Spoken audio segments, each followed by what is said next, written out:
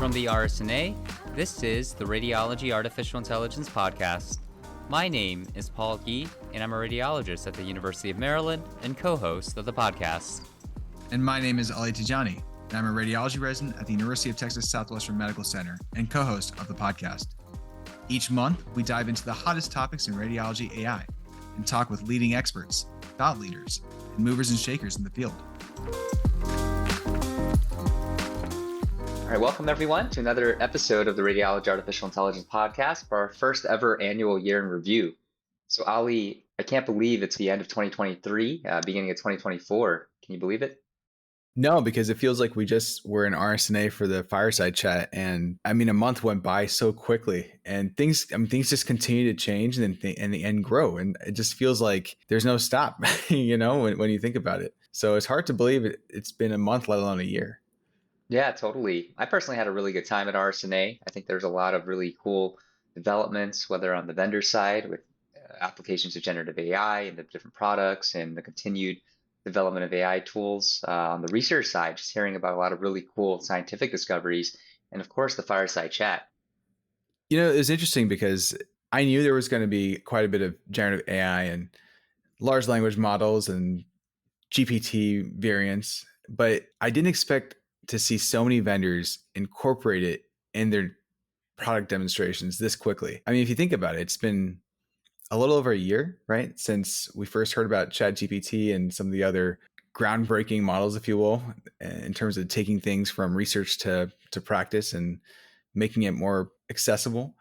So I honestly didn't expect to see so much of it at RSNA, in the sense that, I could see myself taking these tools and actually using it in the reading room. I still thought we'd be at a research point, and I'm sure we'll have more conversations about where we are and where we should be, where we could be. But it's exciting to see the enthusiasm that both, our academic side and the industry side have had in terms of taking some of these new trends and these new techniques and actually translating them to practice, or as close as possible to practice for now. Yeah, I totally agree. I think that the lines are really getting blurred between what traditionally has been a lot of silos. I remember when I started getting into AI research back in like 2017, 2018, there's still quite a bit of a distance or a chasm between computer scientists and radiologists. But when I think about the development of the field, whether it's, seeing companies like Microsoft showing off their latest and greatest in generative AI for radiology co-pilots at RSNA, or in our journal, seeing different papers published by computer scientists, I think that the lines are getting blurred. There's more collaboration that's going to happen. I think the future's really bright. Speaking of bright futures, we've had some pretty bright authors in the paper this past year. I was just looking through the issues from late 2022 and early 2023, and it seems like a lot's happened, and it's easy to forget, right? I was just looking at, for example, like Total Segmentator. We just had Jacob on the podcast, right? And I didn't realize it had already been like almost half a year since his initial manuscript came out. And even since then, I know we talked about changes to Total Segmentator and new versions. And I think there's already a version 2 that's already out for everyone to use. So it's crazy to see how much actually happened in just the past 6 months to year. It's one of those things I think is interesting too from the computer science world, is this idea of open source. When we think of archive preprints, I remember seeing Total Segmentator like, gosh, I think it was probably a year or so before the peer review publication. And as you mentioned, there's a new version 2, there's new capabilities. And I wonder just how much of our field is going to move more towards embracing these preprint servers for rapid dissemination of knowledge and developments.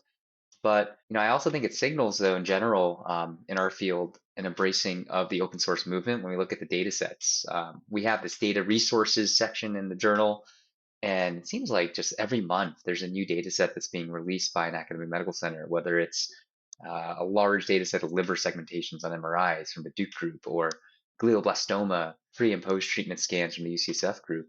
So I think that is, for me, really, really a positive sign.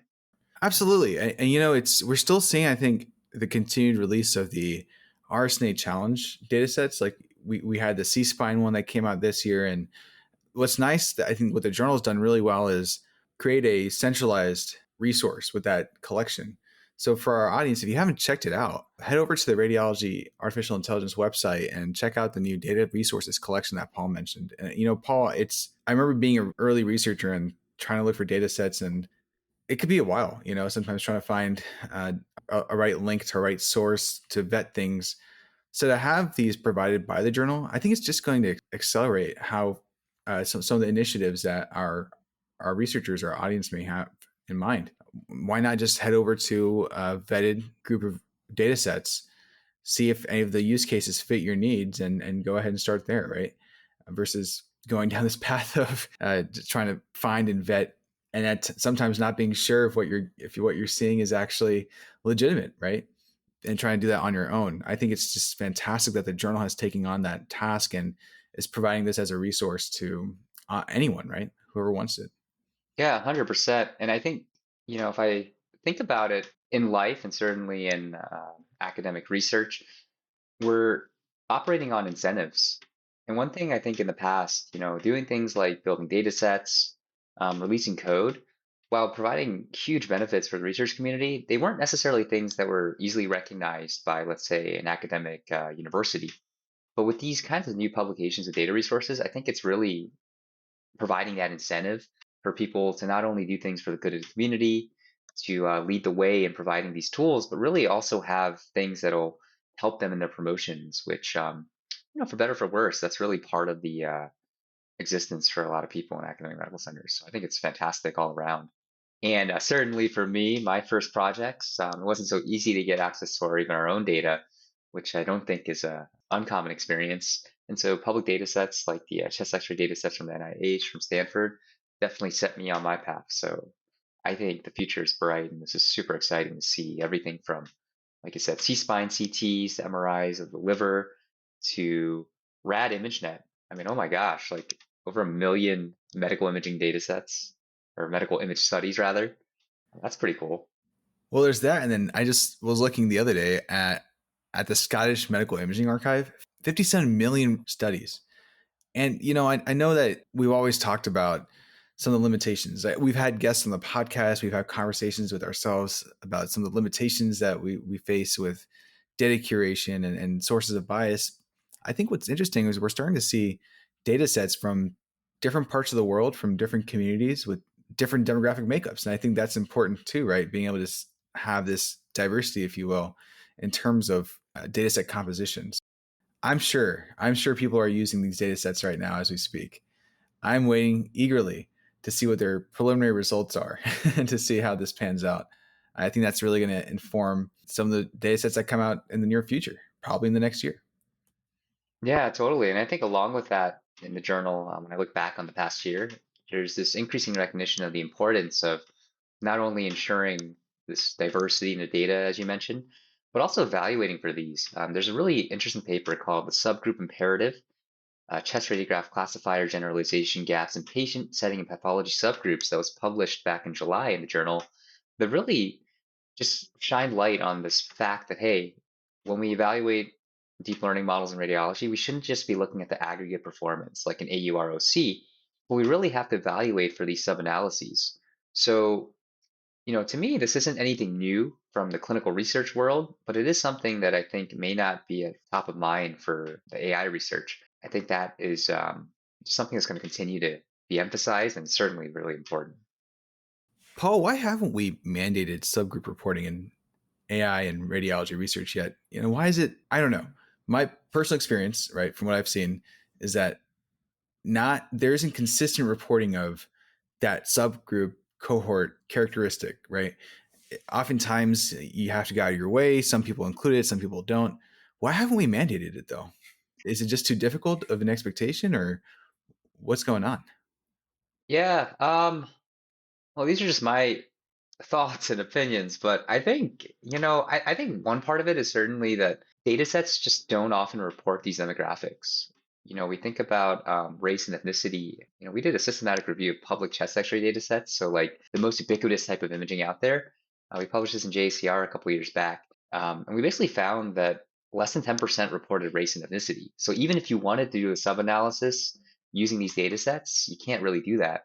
Second, though, I think that the reality is, as a field, we're kind of trying to thread two needles here. One is that a lot of these techniques come from the computer science world. They've had their own kind of standards for everything from defining what performance metrics are. For instance, what you and I call sensitivity, it's commonly referred to as recall in the computer science and statistical communities.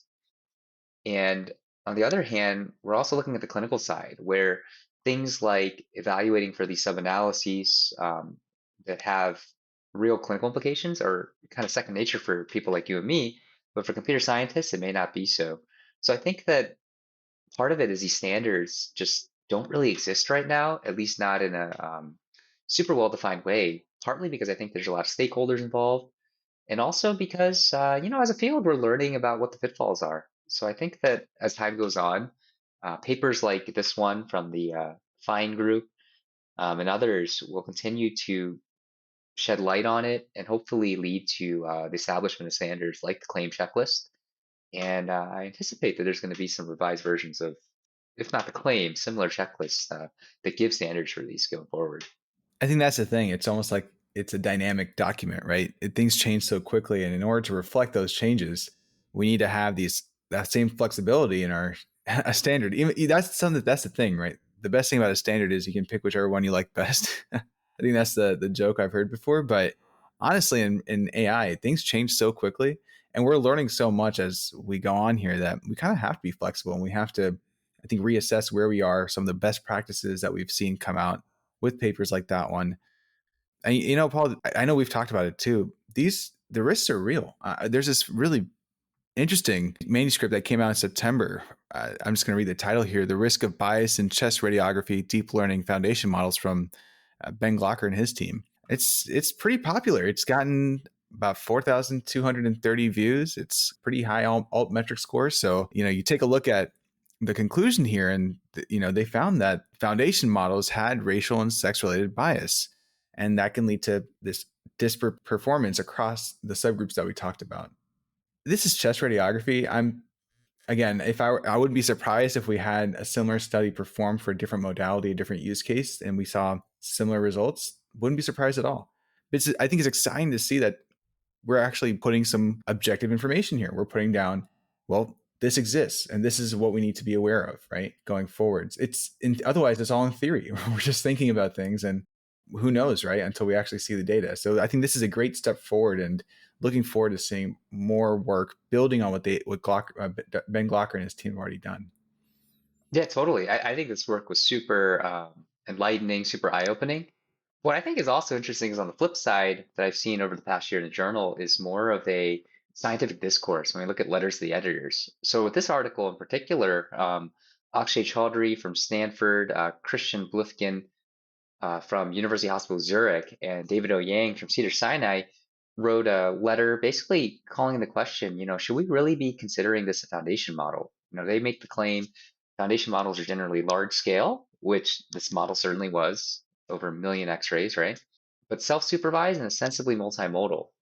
And the fact that this focus only on chest X-rays may raise the question, would large multimodal models that might fit this other definition be more or less susceptible to bias? So I think it's really cool to see more of this open dialogue. I think that constructive criticism or questioning can be very productive for just pushing the science forward. We know that one paper is not the end all be all.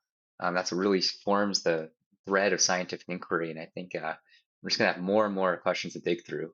To your point, I think for our readers and listeners out there who might be looking for research project ideas, I think evaluating for bias in other types of models, whether in chest X-rays or in other imaging modalities, is really prudent and would be ripe for publication and continuing this conversation. So, absolutely. I mean, I'd read that for what that's worth, Paul. I'd read that. Yeah, me too. Me too. Yeah, it's interesting because the idea of discourse, I love that, right? That's this. There's a scientific method, right, and that's crucial. But we need to talk about these things. I remember we had conversations at RSNA in our large groups there, right, about do we really want to call things ground truth, or should we be using reference standard? What about the term validation, right, versus fine tuning? I mean, these are conversations that very clearly we don't have a decision set in stone quite yet. And that's probably for the best. We probably need to think more about this and really need different stakeholders and both representatives from the computer science world, from the technical world, from the clinical side on the whether it's radiology or other medical imaging domains that inform these decisions. And I think that's where the claim checklist, for example, gets really important because we have these multidisciplinary teams, these different stakeholders, perspectives, informing what honestly would be best practices for reporting AI research for medical imaging in the current context. Again, we talked about flexibility, that could change, but as long as I think we have these multidisciplinary teams thinking about the problem from different angles, preventing tunnel vision, right, short-sightedness, we can really ensure this robust, transparent, reproducible set of best practices for AI medical imaging research. Yeah, totally. I think collaboration is definitely key, right? I mean, you can't have radiology AI without radiologists, without AI experts. But one thing I see is actually sort of the last mile, if you will, is sort of how do these AI models move from bench to bedside? We have all these really interesting papers showing technical developments, showing proof of concept. AI can segment X. AI can predict Y disease. But one thing that I think a lot about is how does this impact me in my daily workflow? We've seen things with CAD and breast imaging back in the 90s. It didn't necessarily pan out to what we had hoped. In some cases, actually making radiologists less accurate. I think we've seen in our iPhones, right? I get like dozens of notifications where I just don't even look at them anymore. I just basically ignore them. So sometimes I worry about that. And, I am seeing some really interesting work. For example, this paper published back in the spring in our journal called Impact of Different AI User Interfaces on Lung Nodule and Mass Detection on Chest Radiographs that evaluated, hey, how does a radiologist actually work with the AI in different ways of delivering it? So specifically, they looked at different user interface outputs. So text only, basically saying what the AI predicts, combining the text with an AI confidence score. So giving some indication of, is the AI really sure or not as sure? And then finally combining text confidence score and then showing a visual representation showing, hey, where does the AI think that there's disease? And I think this is so salient because we think about it. We've seen work from your institution at UT Southwestern before with ADOC, basically evaluating, hey, is it best shown in the form of a widget with some notification pop up, or just simply reprioritization on the work list? And those can have real practical implications where things that might be intended to be helpful can be really not helpful. And what I think is super interesting from this study is although 80% of the reviewers preferred the combined text, the AI confidence score and text output, the only interface that actually improved radiology performance was text only. So to me, it begs the question, what's most important? Is it the thing that gives the radiologist the most confidence or satisfies their preferences most? Or is it the interface that improves their performance the best? And I think a case could be made for either. I don't know what the right answer is, but I think that really is something I think is super important. And I hope we see more studies like this coming out next year. I think that's so interesting. And I can imagine, or rather I could see maybe there is no one size fits all scenario here for every practice, right?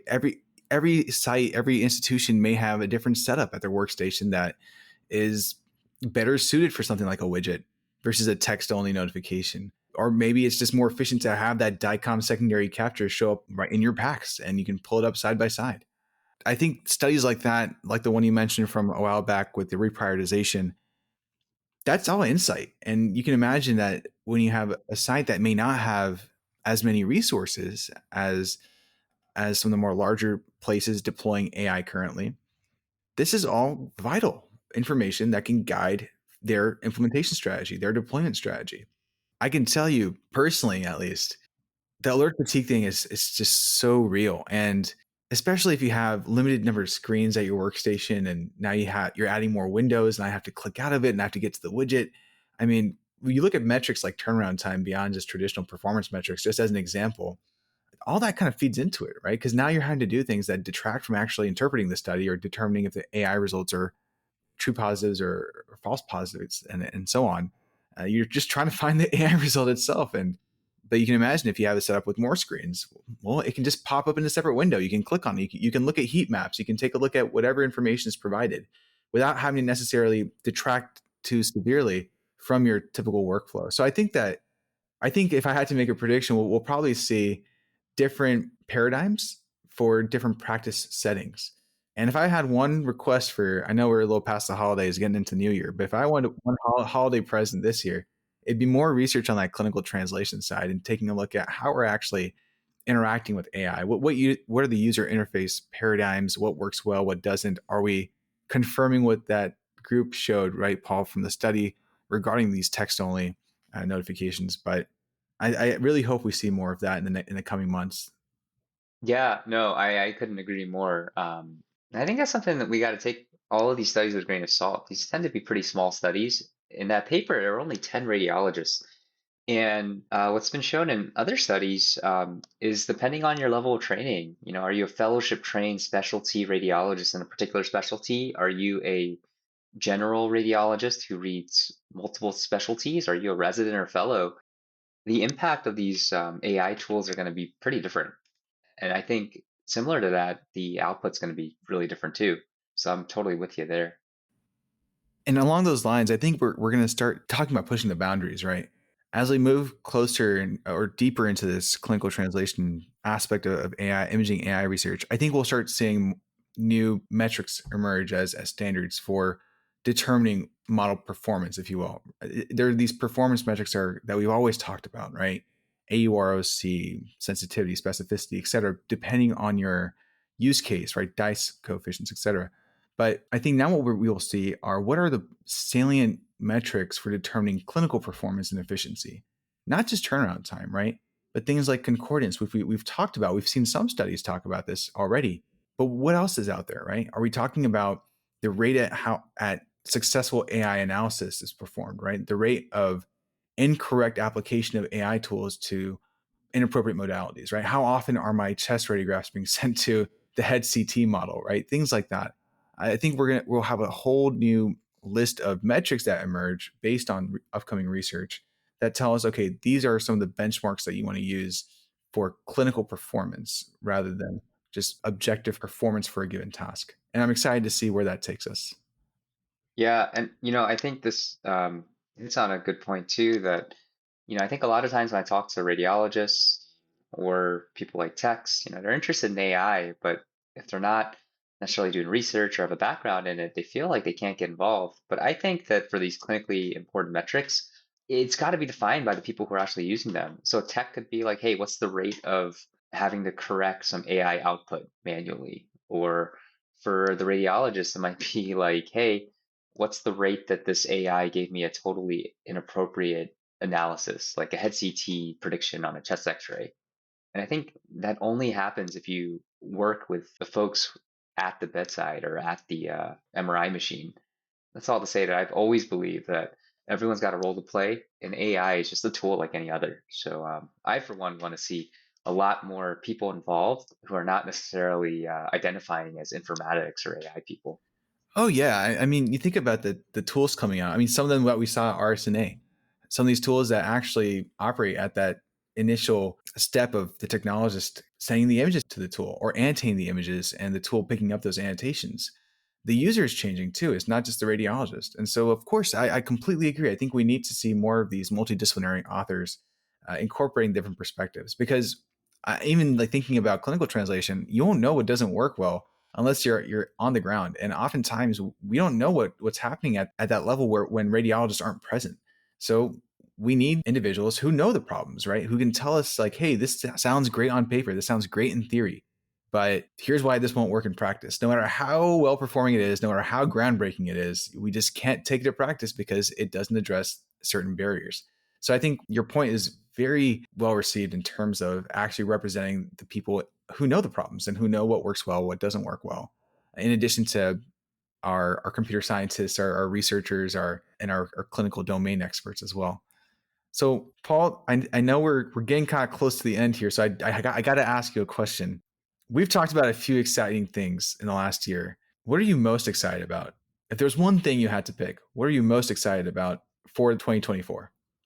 Yeah, I'm most excited to see in general how the AI field as a whole develops. I'm not talking about radiology, I'm talking about just the broader field. When we look at OpenAI with ChatGPT, I mean, that came out a little over a year ago, and I don't think anyone could have predicted just what capabilities would have happened then, and certainly in the months after. I think it's really cool to see how these models have evolved very rapidly. You know, we went from GPT 3.5 to 4.0 with vision capabilities. We're seeing competitors come out with Google Gemini, with all of these other different types of things, things like the stable diffusion models for image generation. We're seeing the implications of them for how do you generate video, how do you do style transfers for really creative things. And the reason I'm most excited about that is I think it signals, what I think is going to be an exponential increase in the technical capabilities, which will then have a direct impact on what we see in radiology.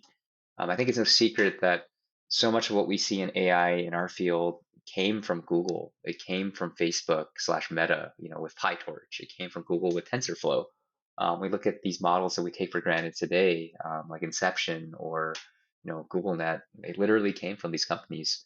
So I think in the same vein, 2024 is going to be a wild ride to see how generative AI, how large multimodal foundation models, how even increases in computational resources. I still think back to when I was a resident doing research, we would have to downsample our images to 224 by 224, but now we can actually take full resolution chest X-rays or mammograms even, and maybe not mammograms unless you have some huge clusters. But nonetheless, I think that across the board, it's going to be tremendously exciting to see how these technologies develop at a rapid clip and then see how they translate over.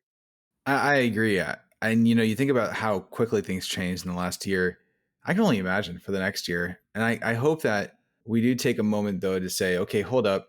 This is fantastic, but are we being critical about, I'll call it technologies, but these techniques, right? Are we thinking more broadly about what happens when this gets to the patient, right? Are we thinking about some of those, the protections that we need to think of in terms of preventing hallucination, vetting our pipelines? Because I think if we haven't already, we will have pipelines that bring these into practice. But are we careful about putting up the boundaries and making sure that erroneous content isn't getting to the user or getting to the patient without getting vetted? Are we preventing excessive influence from sources of bias that we may not even be aware of, honestly?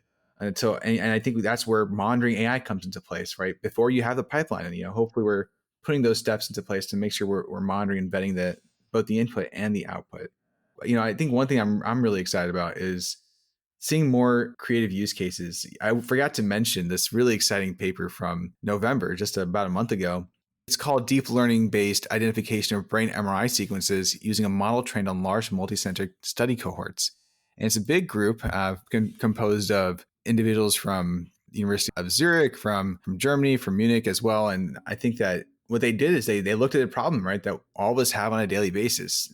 MRI sequences for the brain. There's so many different sequences and it can be hard to keep track of it. Nomenclature can be different. It's not standard yet. And so we took state of the art techniques and we applied it to a problem that everyone has, but it's a creative use case.